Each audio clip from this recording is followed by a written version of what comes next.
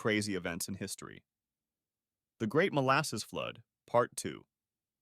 Martin Clafferty, having just woken up, watched his home crumble around him before being thrown into the current. I was in bed on the third floor of my house when I heard a deep rumble, he remembered. When I awoke, it was in several feet of molasses. Clafferty nearly drowned in the gooey whirlpool before climbing atop his own bed frame, which he discovered floating nearby. The barman used the makeshift boat to rescue his sister Teresa, but his mother and younger brother were among those killed in the disaster.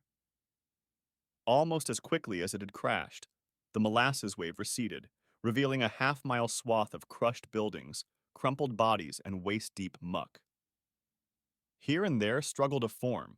Whether it was animal or human being was impossible to tell, a Boston Post reporter wrote.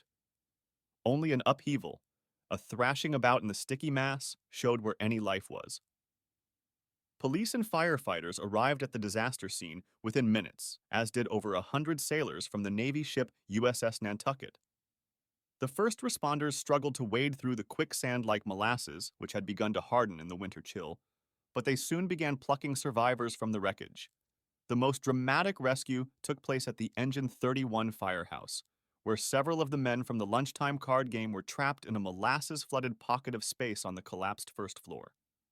Workers freed the survivors after several hours of cutting away floorboards and debris, but not before one of the firefighters lost his strength and drowned.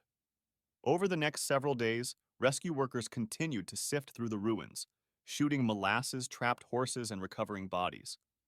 The human toll would eventually climb to 21 dead and another 150 injured, but many of the deceased remained missing for several days.